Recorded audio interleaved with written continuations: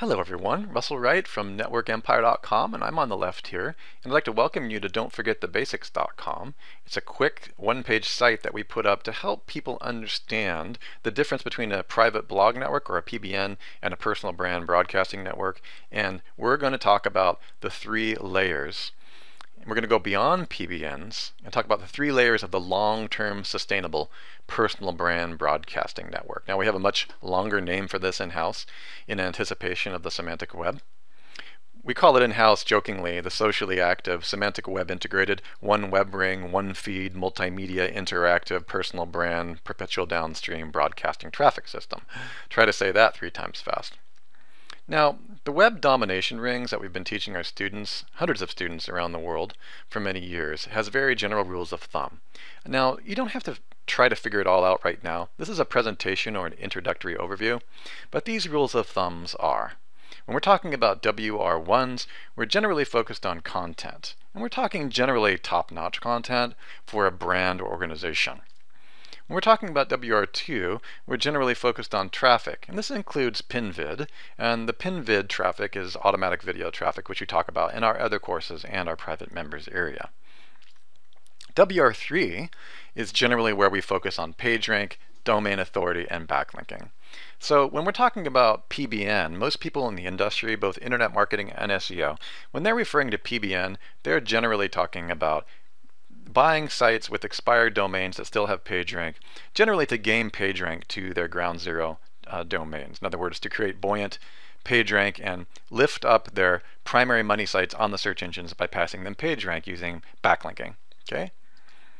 Now, there are 3 layers to a sustainable network, what we call a personal brand broadcasting network, that we build for our clients and we teach students all around the world to build. A PBN, as I just said, focuses on PageRank and or domain authority. But a broadcasting network focuses on 1, PageRank and domain authority, 2, traffic and automatic content syndication and creation all at the same time. Now, we have trained hundreds of students around the world. Most of them excel at one of these, but not all 3. And where the web is going, you're probably going to want to learn to harmonize or integrate all these 3. That way you can have more of a sustainable network instead of building things that might last a couple weeks or a couple months, but then lose all their PageRank or due to static neglect don't pass as much power and domain authority over the long term. All 3 layers will be required for future network sustainability, especially with Google's increasing adoption of the semantic web, which you can learn more about at our semantic web course at semanticwebtraining.com. So PageRank and domain authority. As we've discussed, primary purpose for most people anyways, on PBNs, for PBNs or private blog networks, and expired domain purchases to build those is for the purpose of passing PageRank. So for instance, let's say that these green arrows are pointing from sites that you've purchased via expired domains that still have PageRank, assuming that it's real PageRank, and you're passing the PageRank using backlinks and theme clustering back to your primary money site. That site gets ranked in the search engines, and then of course hopefully the transactions that come from people finding it for free on the search engines of course leads to a sale.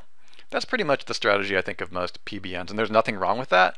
I do suggest that on your WR3 network that you specifically focus on PageRank. That's still working.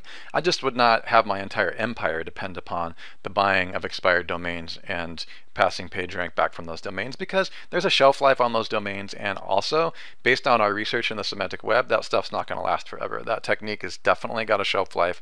We're watching the end of it over the next 2 to 3 years. It'll still work quite a bit, especially with domain authority as the focus, which of course our friend Jimmy Kelly talks about. Just want you to have a clear distinction in your mind that only the green arrow for the purposes of this diagram is about PageRank and domain authority. Now the cool thing is that PageRank can be passed not just from sites that are PBNs or expired domain purchases, they can also come from other things that you're building and working on. So let's use the red arrow to talk about the second layer, which is content syndication or content creation. Imagine that you can take the content, pristine content preferably, from a client's corporation or brand or small business, and you can take that article and you can syndicate it downstream to other platforms also owned by the client or also owned by you. Doesn't matter if you take a snippet of that content through RSS curation. Doesn't matter if that content has been curated or scooped in sources like scoopit.com. Doesn't matter if it's been auto-published using certain plugins and techniques and RSS feed systems that we use downstream to other sites. Doesn't matter necessarily if the complete article has been syndicated or you're only taking a snippet. The point here, for purpose of demonstration, is that the red article indicates content going from its original source, what we call ground zero content, to another hub, social, or website on your network. Hopefully that makes sense. Now, normally, when you're doing a PBN or a private blog network, you're not going to publish your evergreen and core content, that's your high-end content, onto those PBNs, because there is the mythology that you really don't want those PBNs to be discovered by Google, and especially for the purposes of gaining page rank, you don't want Google to see how all those sites are networked, and we agree.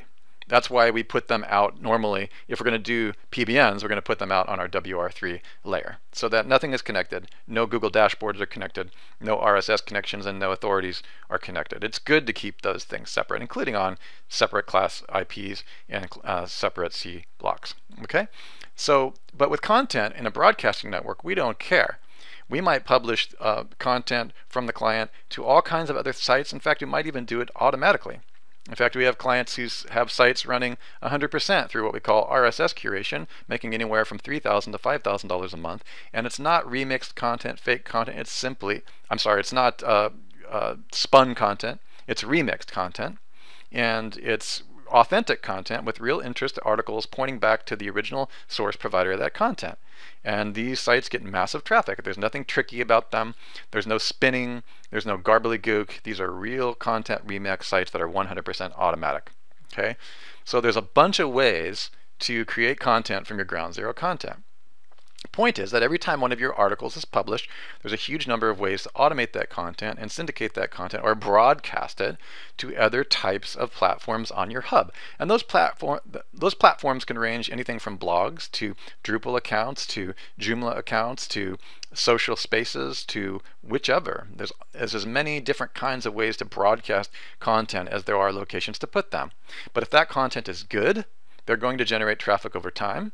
And this idea that dupe content is a big deal does not matter when we're looking at content in this kind of way, especially the repurpose of pre-existing content. Okay? So the third layer is traffic. When that content goes to your other hubs, preferably hubs that you own, so that you can have your own golden frame, your own monetization frame, that is, you own the technology or the site on your own hosting, well, what happens is you start to get those sites indexed. The frequency of publish that we've discussed before is high. Preferably you're syndicating yourself and or other people's content in the same genre or niche or theme cluster. And of course, when they click those links, that's going to head all back to your primary transaction site where you're going to make a sale, where your buy button is occurring. Okay?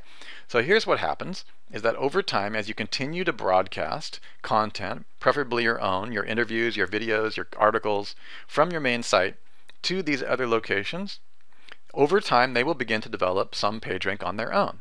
You can even provide all of your backlinks to those other hubs, and of course generate PageRank on your own through all the various methods, and layer of a web ring much further out, such as WR3 and WR4, can provide backlinking power to those PBNs. Okay, but the point that I want you to understand is that all of this nonsense about duplicate content and so on and so forth, from the perspective of a broadcasting network, is just that, nonsense. When you have excellent content with compelling ideas by compelling authors and compelling videos, and you syndicate those to multiple locations, the duplication of that content not only does not matter, it's actually good when the content is quality, and over time you will begin to start even to develop your own PageRank from those hubs with your own downstream content being syndicated.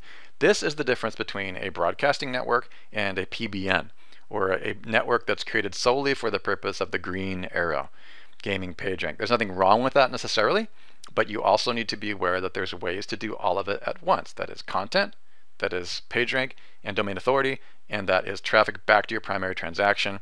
If you continue to do this enough, all of the locations on your network will start to build massive domain authority and massive PageRank over time, because you're continually publishing from your primary location to those locations, and they start to get traffic, and they start to get you can also start to generate almost a page rank or a domain authority through the network out of thin air. Now there is a science to this, so it's not magic, but there is a way, as you start linking all your hubs together, to start to utilize all the PageRank and the domain authority from the network as you begin to broadcast to so many different locations.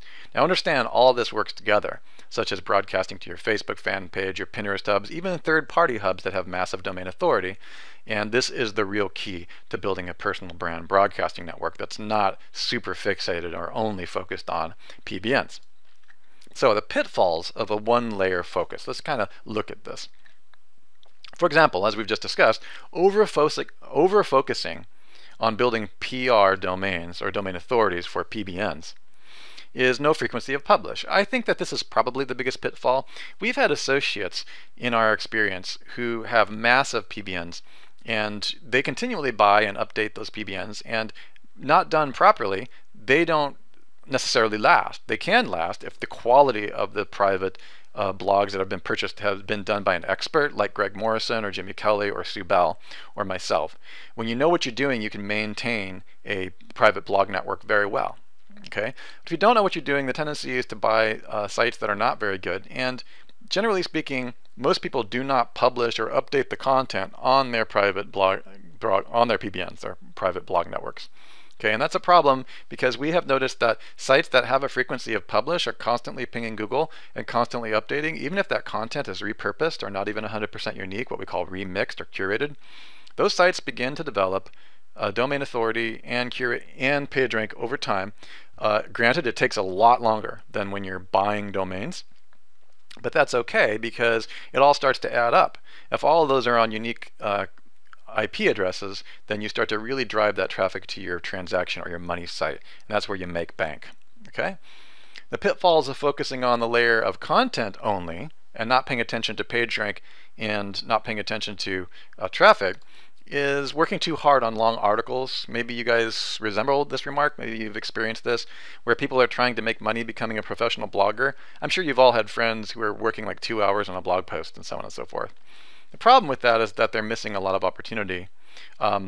Too much focus on articles that are too long and too expert and cost too much to make tends to also inhibit the frequency of publish. Okay, you want to get. I'd rather have a bunch of shorter articles going out than a really, really long article once per week. Okay, and this is the frequency of publish issue. Also, the pitfall of focusing too much on over content creation is poor micro-content repurposing. In other words, downstream to other domain authority sites, blogs, and social media hubs on your own network. This is huge, guys. What I'm saying here is if you're only publishing one gigantic article per week instead of maybe 3 or 4 tiny ones, then the frequency of publish doesn't go out through the personal brand broadcasting network at enough of an updated frequency. And what happens is you got to keep both your audience and the robots constantly engaged. We're in an environment where people's attention span have gone from the law of 7 to the law of 76. They need to know about you 76 times a week instead of just 7 times it used to be in the 1970s and 80s. As a result, it's better just to keep the broadcast transponder syndicating out to your network and constantly updating those things. And when you over-focus on huge long articles, or you're too focused on the quality of your content, in other words, you're waiting for perfection, then you never make that happen. In our DWS software testing, micro-content repurposing, because we calculate all this, can save up to 35% in online marketing costs, depending upon the campaign. And I've actually seen more, but I can't prove that it's more than that. Here's another over-focus on the traffic layer. I'm sure you guys all know people who are 100% focused on traffic. The irony here is that people only focused on traffic tend to get either really low quality traffic or really expensive traffic, like pay-per-click, right? Many people emphasize low quality and general traffic that is not congruent with their topic or theme. I'm sure you've met people, and I'm sure you've never done this yourself, where you buy a lot of traffic that's not appropriate for your market or for the site that you're building, and you don't get any conversion, but you get a ton of traffic, or you find out later that it's just a bunch of bots, like going through like free click networks or something like that.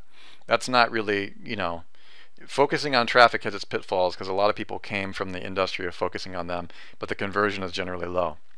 Paid traffic is expensive and financially unsustainable for many small businesses. So, again, the very general rule of thumb, the way we set up our domination web ring is that the WR1, that's over in here, your money site, is generally focused on content, preferably top-notch. I didn't say long. I just said quality, where the point that you're making is quality. So when I say top-notch, it might only be 300 or 400 words, but the point that you're making is expert.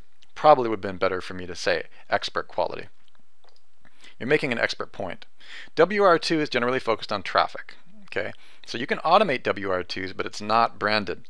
Your WR2 network does not have your brand or your company on it. It's on separate Class Cs. It's on separate IP addresses, for sure. Okay, even though you're generating traffic with those. All right. Some of the WR2s on your network might still contain broadcasted content on those other locations, and I'm fine with that, just as long as you realize that the purpose of those locations is to broadcast you.